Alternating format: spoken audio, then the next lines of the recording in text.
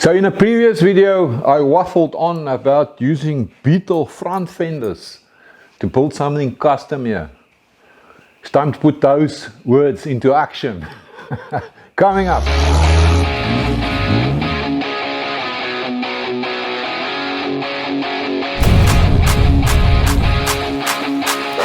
Hey, how's it, jokes? And welcome back. Always nice when you pay a visit to the shop. Hey, and there's a new guy. How's it put? You're not going to believe it. You've just ended up in a one-man shop located in the middle of a forest out in South Africa, of all places.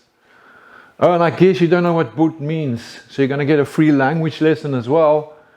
Boot is a South African word for brother. So how's it boot is pretty much the same as howdy partner, good day mate.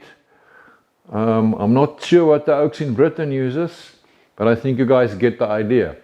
So if you don't know me, my name is Diff, as in the first part of that back axle thing in a car, a differential.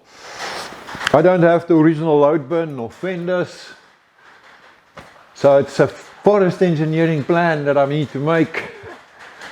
I'm going to build something from scratch, so at a price that really suits my budget, i.e. for free.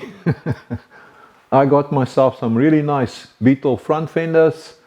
So I've been thinking about this while driving back, and I've actually got some other plans for these fenders.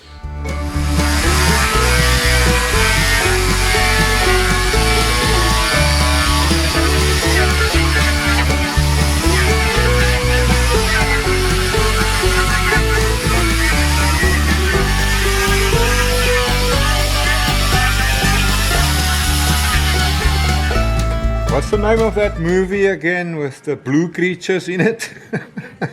I look like one of them now.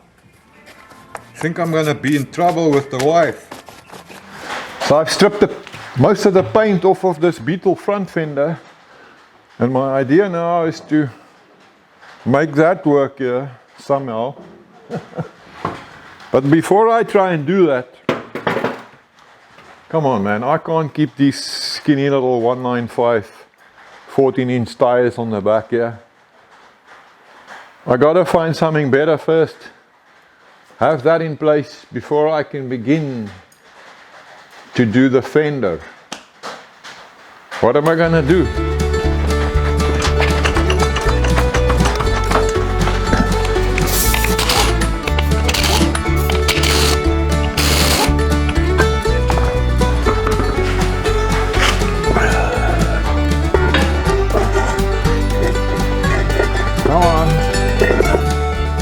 Wow, that's the dream.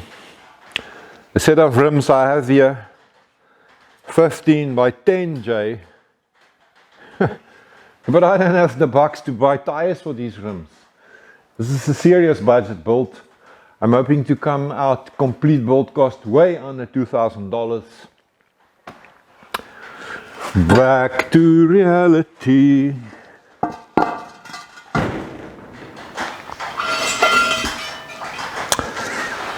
So I found these in a junkyard for $20, which is more suitable to my budget.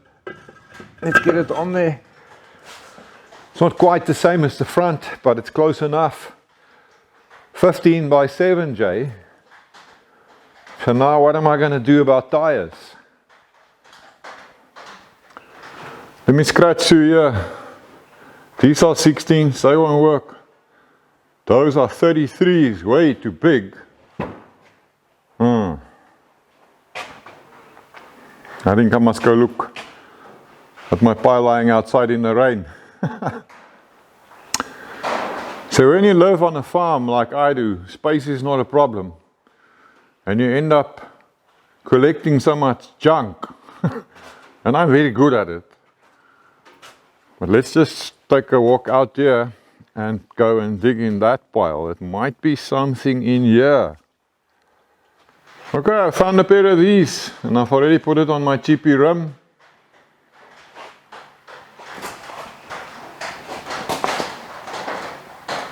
It's a 265 75 15.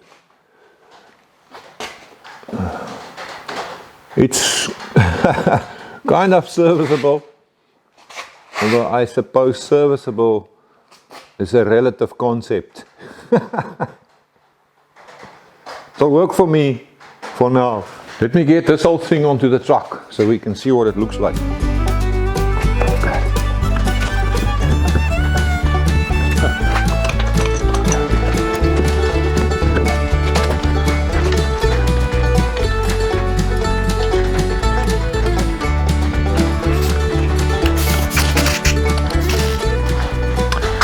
I see two of these wheel studs here are completely stripped, so I'm going to have to replace them. Note to self.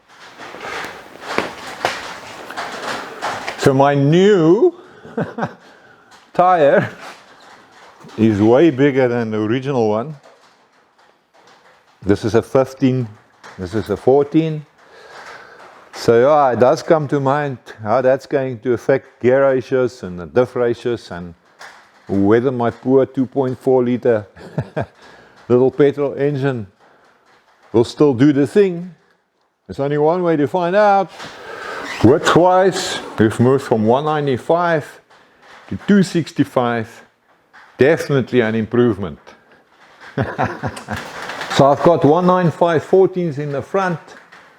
I've got those 265 15s in the back. I think it actually looks quite cool. Does give the trucks quite a nice stance, a little bit of ass in the air, and I can even lower the front suspension a little bit more if I want to. I like it. First try with the Beetle fender. I've got it clamped here onto the running board, and there's a wooden spacer block on top of the tire here. I actually think I can make this work. It's actually working out quite well where the fender ties into the running board. I'm going to have to do a little bit of shaping and repairing and panel beating and carrying on here. But yeah, I think it's going to work well. There's going to be several challenges though. Make no mistake about it. I've just stuck this piece of cardboard in here to simulate my future load bin side. So yeah, this would need to be filled in here. This original piece is actually going to work out quite well to tie into that load bin side. That's nice. And looking at it from the back, this point is out way too far. It needs to move in. I'm catching here at the moment against the spring and the frame. So I think the first thing I need to do is to maybe cut a section off here, something like that, so that it can move in more. I still don't really know what I'm going to be doing here. We'll have to wait and see. So I'm just going to cut this piece off, then we can go try it again.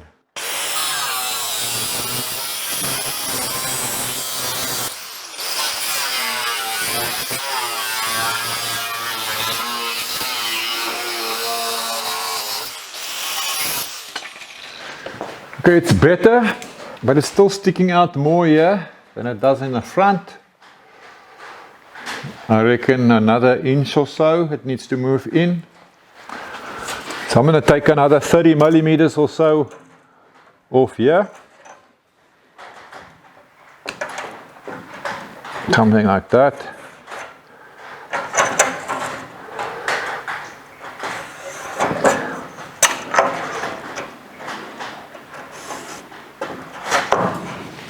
So let me go and cut that off, and then we try it one more time. I've cut right into the opening of the headlight to get my fender to sit nicely. I've just got it clamped up here temporarily to check it out. I have no idea yet what I'm going to be doing here, so I'm kind of just feeling my way along. Quite a bit of surgery down the line, and I now need to spend some time in the good old thinking chair to contemplate this business. Okay, I think I've got it positioned as best as I can get it. I had to move it back by about 1.5 inches, 40 mil or so, to get it to line up better. So I'm going to have to do something here. I've got this 4-inch 100 millimeter block between the tire and the fender. So essentially I will have 4 inches of wheel travel before I hit the fender. I reckon that's going to be enough. Let's hope so. So I've also got some forest engineering tricks going on here. I wanted to allow for the lowering of the frame due to the static weight of the load bin that I still need to build, because obviously when you add weight it does drop down a little bit more, and I wanted to bring that into play. So I've just used this turnbuckle to actually compress my spring a little bit. I decided on 1 inch, just a sort of an arbitrary number. Whether I'm right, nobody will know. But at least I'm bringing it into play. So I'm assuming that this is basically where the spring will be when the static weight of the load bin is in place. And I did that just to kind of go somewhere with the spacing between my tire and my fender. So if I undo the turnbuckle, this gap will increase by that 1 inch.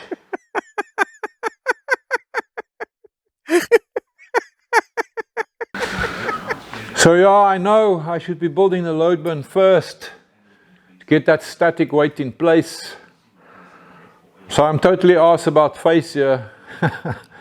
But I don't have the materials to build a load bin with yet. And I'm itching to see how these fenders are going to work out, man. And you know me, I like to specialize in making my life difficult. This is the view if you look from the front. It matches the look of the front fender. So I think it's quite cool and I'm happy with it. It's basically positioned. So now what, Duffy? So I think I'm just going to create some better, more secure fastening points. I just know I'm going to be having this fender on and off quite a few times. So I'm going to do a temporary one here in the back by just welding on this piece of angle bar that I can then clamp in that spot right there.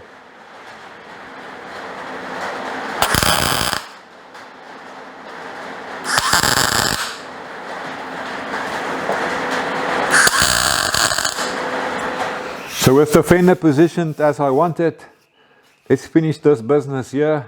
Then at least I will have one good connection point. So I've got it all clamped in place. I've made up this piece here out of 50mm flat bar or 2 inches, which is going to be a flange. It's bolted onto the fender. And then I made a cardboard template that I can use as a pattern for cutting the piece that needs to go in here, which I then did. So here it is. So the plan now is to weld this onto the running board, also onto the flange, so I can still bolt things apart, but at least then I will have one good connection.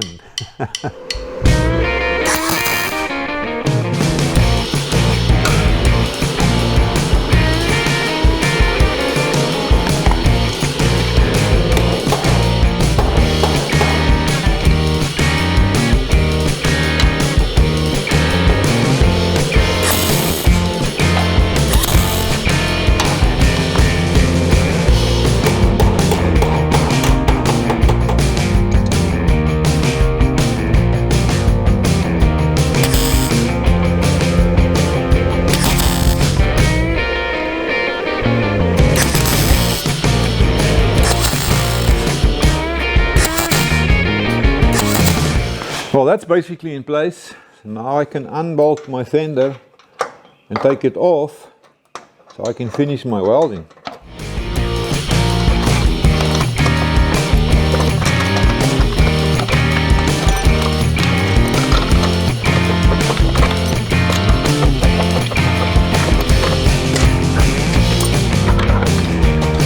Check it out, man. We've got a connection. I finished the grinding and the welding. We need some rust now to blend it all in. That'll come. There's a bit of flex in the back, obviously, because it's not connected anywhere, the fender that is, but it's going to be nice and strong. I think we're getting somewhere. I'm happy. So yeah, I've still got a long way to go, but that bit is done. So I think I've convinced myself that I'll be able to do something with these Beetle fenders in the back here. So in the next video, let me do the sensible thing and build a frame for my load bin first. Thanks for spending time with me out here in the shop. I enjoyed it. I'll see you in the next video. Have a lucky one.